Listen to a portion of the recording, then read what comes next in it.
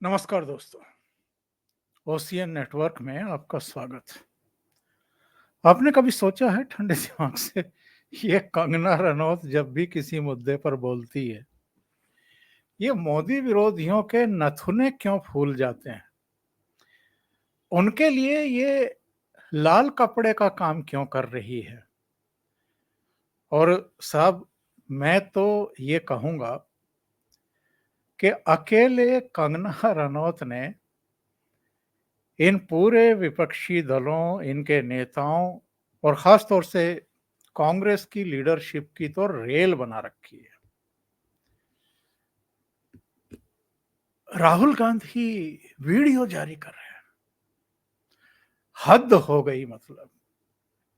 उनकी प्रवक्ता सुप्रिया श्री ने वीडियो बना रही है खड़ी होकर के और दो दो तीन तीन चार चार ट्वीट पे ट्वीट किए जा रही है। क्या कहा था ऐसा कंगना रनौत ने जिस पर ये एकदम, वो कहते हैं ना कि पिल पड़े। कंगना रनौत से किसी ने पूछा तो उन्होंने कहा कि भाई जो 3 कृषि कानून वापस लिए गए हैं, वो वापस लागू करने चाहिए क्योंकि वो व्यापक देश हित में थे, किसानों के हित में थे। उन्होंने ये भी कहा कि किसानों को तो खुद ही इसके लिए प्रधानमंत्री पर प्रेशर बनाना चाहिए। बस इतना भर कहना था कि राहुल गांधी का अलग वीडियो आ रहा है, उनकी प्रवक्ता का अलग आ रहा है और ट्वीट पर ट्वीट और तमाम मीडिया में भी यही सब चलवाया गया कि कंगना का विवादित बयान, कंगना का विवादित बयान। क्या विवादित बयान है? कंगना न केवल एक सफल अभिनेत्री रही है, बल्कि वो अब हिमाचल के मंडी से लोकसभा की सदस्य भी है।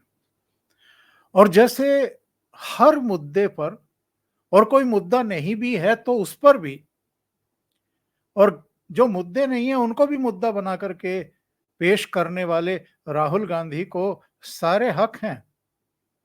उनके प्रवक्ताओं को भी सारे हक हैं। वो हर विषय पर बोलेंगे।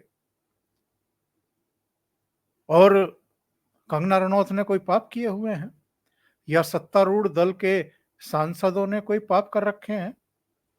240 सांसद तो अकेले भारतीय जनता पार्टी के हैं भाई, और एनडीए के भी सारे मिला लें तो 293 हैं। उन्होंने पाप कर रखे हैं, वो क्यों नहीं बोल सकते किसी विषय पर?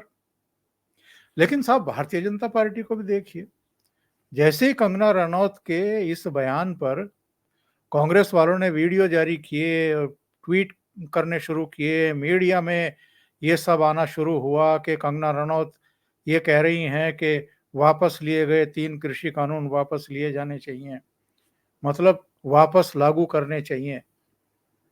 तो भारतीय जनता पार्टी भी घबरा गई। उसको लगा कि अरे, दिल्ली के पड़ोस में हरियाणा में विधानसभा चुनाव चल रहे हैं, 5 अक्टूबर को मतदान होना है। कहीं ऐसा ना हो कि हरियाणा के किसान नाराज हो जाएं और कंगना रनौत बैठे बिठाए जो है वो भारतीय जनता पार्टी के लिए नुकसान ना करा दे। इसलिए गौरव भाटिया को मैदान में उतारा गया, उनका बयान आया, फिर कंगना को कहा गया, कंगना ने भी एक वीडियो जारी किया। मतलब मार एक ऐसा सीन क्रिएट कर दिया गया और एक ऐसा मुद्दा बना दिया गया कि जैसे कंगना ने कोई बहुत बुरी बात कह दी हो या कुछ ऐसी बात कह दी। और ये जो भारतीय जनता पार्टी के नेतृत्व का डरपोकपन है, इस पर कई बार कौफ्त होती है। 10 साल से आप हरियाणा में हैं सत्ता में, और मैं पहले भी अपने प्रोग्राम्स में कह चुका हूं कि इस बार भारतीय जनता पार्टी के लिए वैसे ही बहुत टफ है। 10 साल की एंटी इनकम्बेंसी हरियाणा की है, 10 साल की सेंट्रल गवर्नमेंट की है, यानी डबल, 4 गुना एंटी इनकम्बेंसी है। एक तो 5 साल की होती है, फिर 10 साल की और डबल हो जाती है, और 10 साल की केंद्र की है।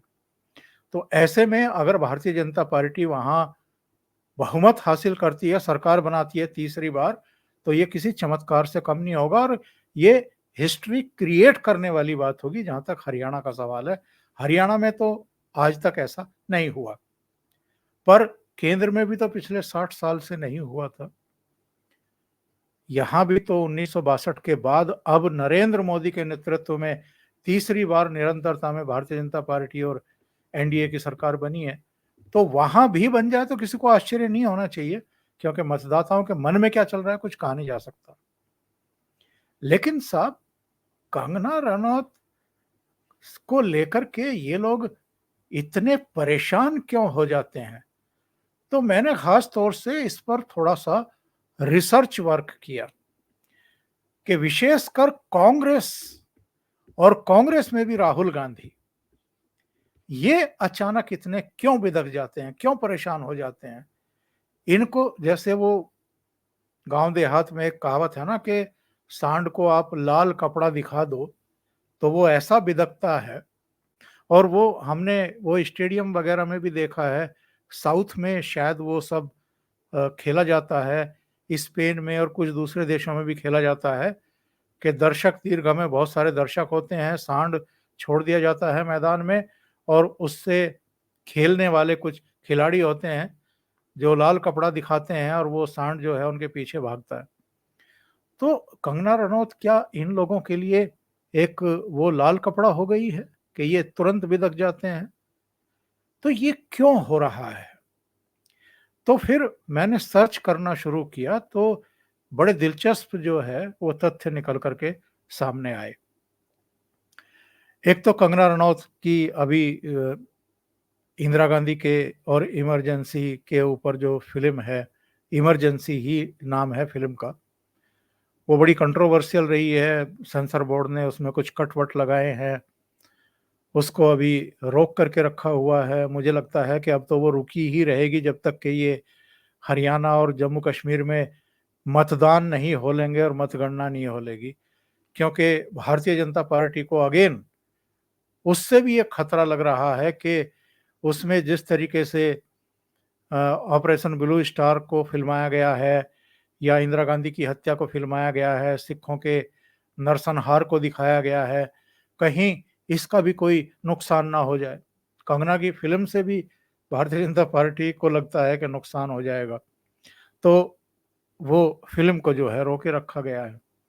बहरहाल, तो जब मैं सर्च कर रहा था कि ये कांग्रेस इतनी क्यों बिदकती है कंगना रनौत से, तो कंगना के मुझे कुछ बड़े दिलचस्प ट्वीट और कुछ बयान जो हैं वो देखने को मिले साहब। एक ट्वीट इन्होंने ये किया था और इसमें इन्होंने जो कहा था उसका लबो-लुआब ये है। इन्होंने 1 महीने पहले का ही है ये ट्वीट। 1 महीने पहले के ट्वीट पर जो खबरें आई अखबारों में वो ये हैं कि कंगना रनौत के राहुल गांधी पर विवादित बोल, कहा वे जहरीले, विध्वंसक आदमी, कलंक, जिंदगी भर विपक्ष में बैठने को तैयार रहना चाहिए। और कहा क्या है इन्होंने? हिमाचल प्रदेश की मंडी से सांसद कंगना रनौत ने नेता प्रतिपक्ष राहुल गांधी पर बड़ा हमला बोला है। कंगना ने एक्स पर पोस्ट में लिखा है, राहुल गांधी सबसे खतरनाक आदमी, वो कटु, जहरीले, विध्वंसक हैं। राहुल का एजेंडा है कि अगर वो प्रधानमंत्री नहीं बन सकते तो इस देश को नष्ट कर दें। कंगना ने लिखा, हिंडनबर्ग की रिपोर्ट हमारे शेयर बाजार को टारगेट करती है, जिसका राहुल गांधी कल रात समर्थन कर रहे थे। वो एक बेकार की बात साबित हुई।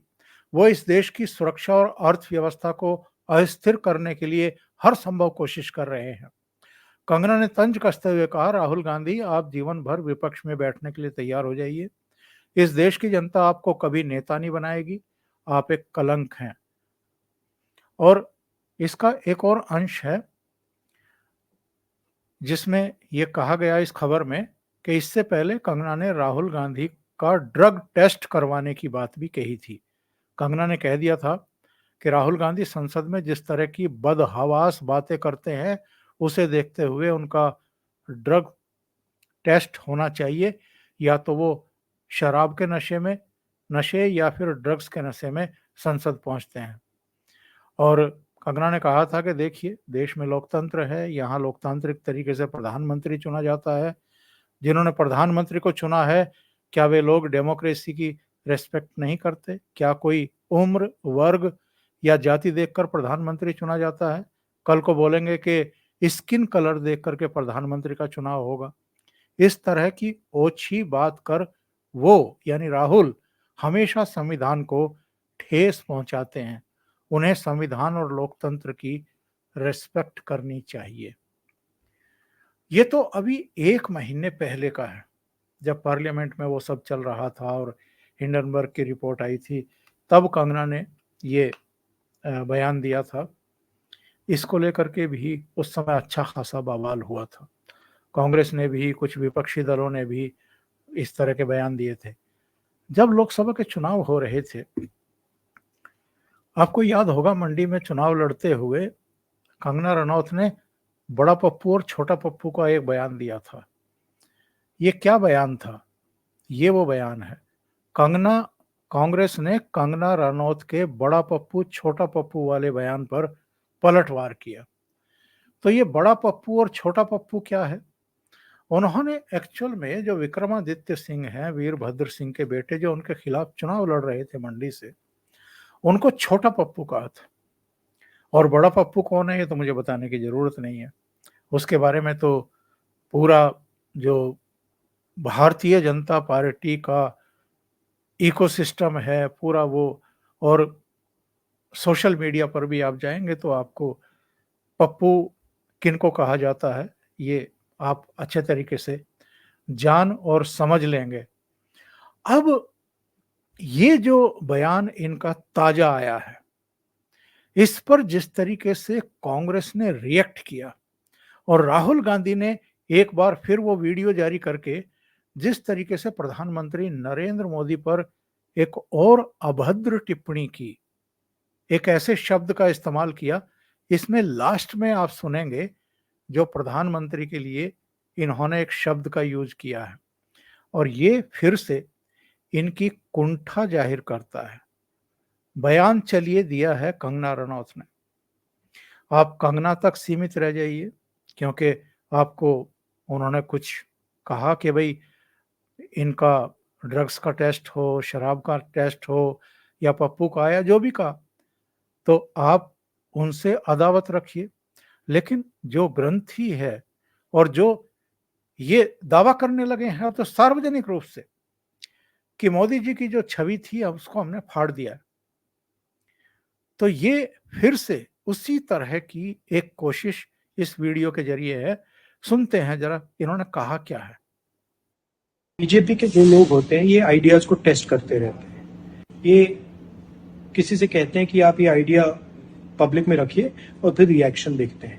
यही हुआ है। उनके एक सांसद ने किसान कानून, जो काले कानून थे, उनको रिवाइव करने की बात की है। मोदी जी, आप क्लैरिफाई कीजिए, आप इसके खिलाफ हैं या आप फिर से बदमाशी कर रहे हैं? क्या वो किसान के आप इसके खिलाफ हैं या फिर से बदमाशी कर रहे हैं? ये देश के प्रधानमंत्री के लिए शब्दों का प्रयोग ये आदमी कर रहा है, जो अब अनफॉर्चुनेटली नेता प्रतिपक्ष है। और इनकी प्रवक्ता वो भी मैदान में आ गई कंगना का बयान सामने आते ही। बीजेपी की सांसद कंगना रनौत ने, जिन्होंने अभी थोड़े दिन पहले ही किसानों को हत्यारा और बलात्कारी कहा था, उन्होंने अब किसान कानून वापस लाने की पैरवी की है। जी हां, वही काले किसान कानून जिनके चलते 750 किसानों की शहादत, वही काले कानून जिनकी वजह से 750 किसानों की शहादत हो गई। ये भी मतलब लाइन में लग करके लगातार। तो बीजेपी के प्रवक्ता का भी सुन लेते हैं। बीजेपी के प्रवक्ता ने कितनी जल्दी कंगना रनौत के बयान से पल्ला झाड़ा। तमाम सोशल मीडिया प्लेटफॉर्म्स पर कंगना रनौत जी, जो कि भाजपा की सांसद नेत्री हैं, उनका एक बयान 3 कृषि कानूनों को लेकर, जो कि पहले वापस लिए गए थे, चल रहा है।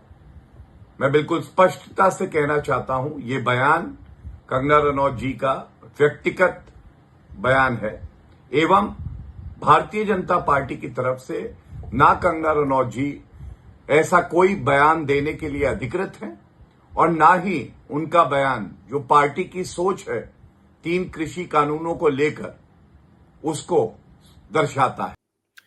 मतलब भारतीय जनता पार्टी इतनी डरी हुई क्यों रहती है, मेरी समझ से बाहर की बात। कंगना को भी कहा गया होगा तो उन्होंने भी एक बयान रिकॉर्ड करके जारी किया। नमस्ते दोस्तों, पिछले बीते कुछ दिनों में मीडिया ने मुझसे फार्मर्स लॉ पे कुछ सवाल किए और मैंने ये सुझाव दिया कि किसानों को फार्मर्स लॉ वापस लाने का प्रधानमंत्री जी से निवेदन करना चाहिए। मेरी इस बात से बहुत सारे लोग निराश हैं और डिसअपॉइंटेड हैं। जब फार्मर्स लॉ प्रपोज हुए थे तो हम बहुत सारे लोगों ने जो है उनका समर्थन किया था, लेकिन बड़ी ही संवेदनशीलता से और सहानुभूति से हमारे माननीय प्रधानमंत्री जी ने वो लॉज जो थे वापस ले लिए थे और ये हम सब कार्यकर्ताओं का कर्तव्य बनता है कि हम उनके शब्दों की गरिमा रखें। मुझे ये बात भी ध्यान रखनी होगी कि मैं अब एक कलाकार नहीं, भारतीय जनता पार्टी की कार्यकर्ता हूँ और मेरे ओपिनियंस अपने नहीं होने चाहिए, वो पार्टी का स्टैंड होना चाहिए। तो अगर मैंने अपने शब्दों से और अपनी सोच से किसी को डिसअपॉइंट किया है, मुझे खेद रहेगा। I take my words back. मतलब कंगना रनौत का भी क्या हाल कर दिया बीजेपी ने। अब आप इसको देखिए। अब आते हैं कि कंगना रनौत ने अलग अलग समय पर जो बयान दिए हैं उनमें गलत क्या था, सही क्या थे और हंगामा है क्यों बरपा।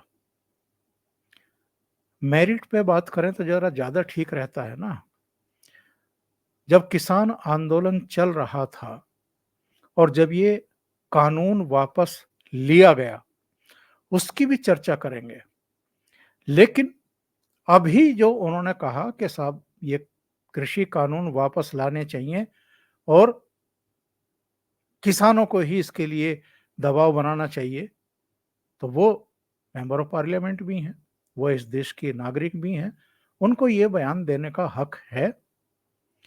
केवल किसी मेंबर ऑफ पार्लियामेंट या किसी नागरिक या किसी बीजेपी वर्कर के किसी एक बयान को लेकर के रायता फैलाना, उसको तूल देना, उसको राजनीतिक रंग देकर के हरियाणा जैसे स्टेट में उसका राजनीतिक फायदा लेने की कोशिश करना, ये कांग्रेस की जो नीति रही है इसी का परिणाम है कि ये स्थितियां परिस्थितियां निर्मित कर दी गई। इन्होंने अभी 25 अगस्त को एक बयान दिया था और वो बयान ये था कि साहब किसान आंदोलन के जरिए भारत में ये बांग्लादेश जैसे हालात पैदा करने की तैयारी कर रहे थे। यहां भी हो जाता अगर मोदी जी जैसा मजबूत नेतृत्व ना होता। कंगना ने यह भी बयान दिया था कि साहब वो जो 13 महीने का किसान आंदोलन यहाँ पर किया गया था उसमें लाशें लटकी हुई थी, उसमें रेप हुए थे, एक लंबी प्लानिंग थी, बांग्लादेश जैसा षड्यंत्र था और चीन और अमेरिका जैसी ताकतें भी लगी हुई थी। तब भी बीजेपी ने उनके इस बयान से किनारा करते हुए कहा था कि ये उनकी अपनी राय है। अब मुझे बताइए सर, उस समय भी हमने प्रोग्राम बनाए थे, क्या मर्डर नहीं किया गया था? क्या बैरिकेड पर एक 35 साल के पंजाब के नौजवान की तलवार से काट करके डेड बॉडी बैरिकेड पर नहीं टांग दी गई थी? क्या बहादुरगढ़ और टीकरी बॉर्डर के बीच में जो बंगाल से एक युवती आई थी उसके साथ रेप नहीं हुए थे? दोनों घटनाएं हुई थी। तो ऐसे में कंगना ने क्या गलत कहा था? कंगना ने बिल्कुल ठीक कहा था। भारतीय जनता पार्टी ही तब डर गई थी। अच्छा, नवंबर 2021 में वो कृषि कानून वापस ले लिए थे 13 महीने के उस आंदोलन के बाद। तब भी कंगना का एक बयान आया था। उस समय तो वो भारतीय जनता पार्टी में शामिल भी नहीं हुई थी। उन्होंने उन कृषि कानूनों को वापस लिए जाने को दुर्भाग्यपूर्ण कहा था और ये कहा था कि राष्ट्र हित की एक तरीके से अनदेखी कर दी गई है। भारत को ऐसा करके कमजोर किया जा रहा है, यानी कानून वापस लेने का इतना प्रेशर बनाया गया, इससे देश को नुकसान होगा। फरवरी 2021, याद करिए, एक तो रिहाना जो अमेरिका की पॉप सिंगर है और एक ग्रेटा थनबर्ग जो पर्यावरण कार्यकर्ता आप लगा लीजिए, उनके बयान आए, सोशल मीडिया में बयान आए और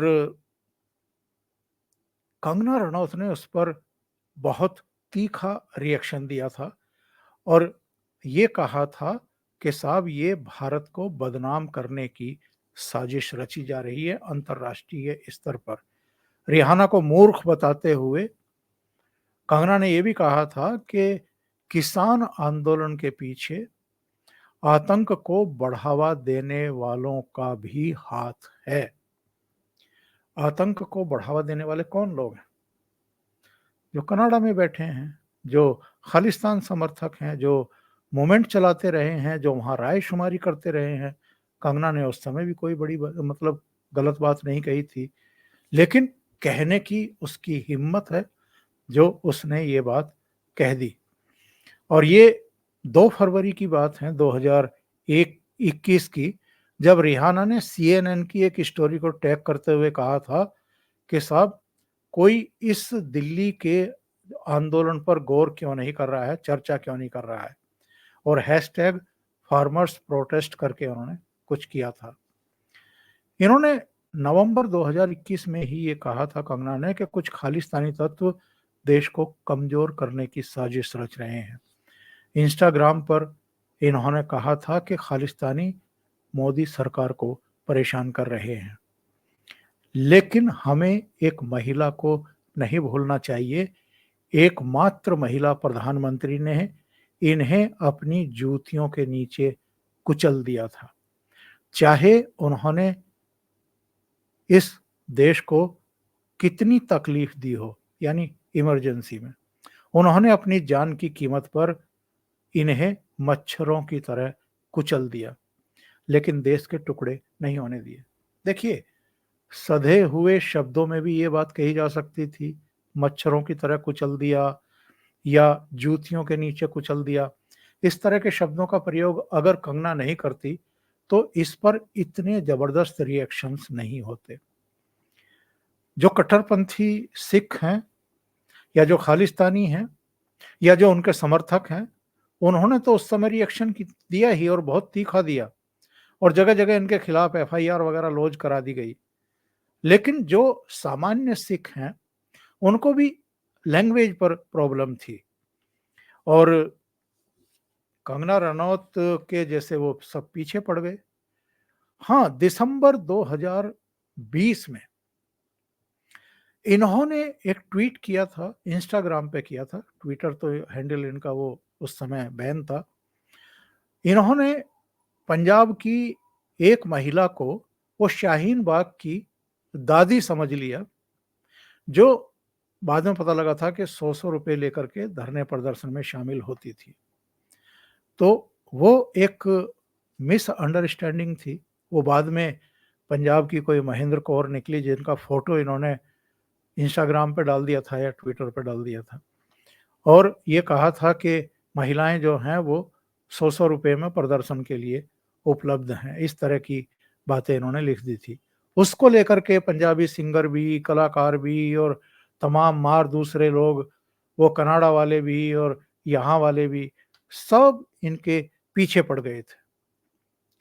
और उसी बयान को लेकर के कि महिलाएं जो है 100 रुपए में उपलब्ध हैं प्रदर्शन के लिए, चंडीगढ़ में जून में इसी साल आपको याद होगा जब ये सांसद चुनी जा चुकी थी, तो जब ये चंडीगढ़ एयरपोर्ट पर आई दिल्ली आने के लिए, तो वहाँ पर एक CRPF की सुरक्षा कर्मी ने इनके साथ मिस हैंडलिंग की थी, इनको थप्पड़ मारने की कोशिश की थी, जिस पर काफ़ी कंट्रोवर्सी वगैरह हो गई थी। हालांकि जब उद्धव ठाकरे के साथ इनका पंगा हुआ था, इन्होंने कुछ सिक्योरिटी को लेकर के उद्धव ठाकरे सरकार पर कमेंट कर दिए थे, तो उद्धव ठाकरे सरकार इतनी नाराज हो गई थी कि इनके बंगले का अवैध हिस्सा बता करके उसको गिराने के लिए बुलडोजर भेज दिया था। और उस समय वो सुशांत सिंह राजपूत प्रकरण चल रहा था कि हत्या हुई है, आत्महत्या हुई है, और सिक्योरिटी को लेकर के कंगना ने कुछ कह दिया था, तो इसी पर जो है उनका एक घर का हिस्सा गिरा दिया गया था। उस पर भी कंगना रनौत ने उस समय बहुत तीखा बयान दिया था, एक वीडियो जारी किया था और ये कहा था कि उद्धव ठाकरे, ये वक्त का पहिया है, बहुत तेजी से घूमता है। और वही हुआ। बाद में उद्धव ठाकरे की सरकार गई और भारतीय जनता पार्टी और जो उनका टूटा हुआ गुट था उनके नेतृत्व में वो सब बनी।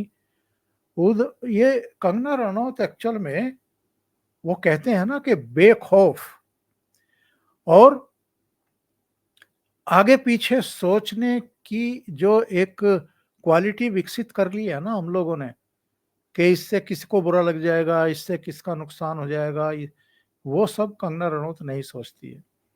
लेकिन अब चूंकि पॉलिटिशियन बन गई है, भारतीय जनता पार्टी की सांसद बन गई है, तो अब भारतीय जनता पार्टी और एक बड़ा वर्ग उनको समझाने की कोशिश कर रहा है कि साहब आपके इस बयान से ये नुकसान हो जाएगा, इस बयान से वो नुकसान हो जाएगा। एकमात्र गलती जो इंदिरा गांधी के बारे में उन्होंने कहा कि जूतियों के तले इनको कुचल दिया, और एक वो बयान जो एक पंजाब की लेडी को इन्होंने शाहीन बाग की दादी बताया। इसके अलावा इन्होंने कौन सी बात गलत कही है? सारी बातें तो सही कहती है, पर चूंकि अब पॉलिटिशियन है, अब भारतीय जनता पार्टी की सदस्य है, तो भारतीय जनता पार्टी को लगता है कि इनके बयानों को जिस तरीके से कांग्रेस वाले जो है एकदम ट्विस्ट कर देते हैं, और कांग्रेस वाले ही नहीं साहब, दूसरे लोग भी। आप ये केसी त्यागी को देखिए, क्या कह रहे हैं, कंगना रनौत पर सख्त कार्रवाई करे बीजेपी, उन्होंने किसानों का अपमान किया है। क्या किसानों का अपमान किया है उन्होंने केवल ये कहा है कि 3 कृषि कानून जो वापस लिए गए हैं वो राष्ट्र हित में थे, किसानों के हित में थे, उनको वापस लाया जाना चाहिए। इसमें किसानों का कौन सा अपमान हो गया? ये केसी त्यागी तो रोजाना टीवी पर बैठ करके बयानबाजी करते हैं, और दूसरे लोग भी, ये कांग्रेसी भी रोजाना बयान देते हैं और किसी ना किसी को आहत करते हैं, जात पात की बात करते हैं, दूसरी बातें करते हैं। तो कई बार मुझे लगता है कि कंगना रनौत चूंकि खरी खरी सुनाती है, इसलिए इनकी आंखों की किरकिरी बन गई हैं। अभी के लिए इतना ही। बहुत बहुत धन्यवाद। अगर आपको ये चैनल और इसके कंटेंट पसंद आ रहे हैं तो लाइक करें, कमेंट करें, वीडियो को शेयर भी करें। अभी तक अगर आपने ये चैनल सब्सक्राइब नहीं किया है तो सब्सक्राइब कर लें और साथ में लगे बेल आइकॉन को दबाना ना भूलें, ताकि आगे आने वाले वीडियो और उनके नोटिफिकेशन आप तक पहुंचते रहें। बहुत बहुत धन्यवाद। नमस्कार।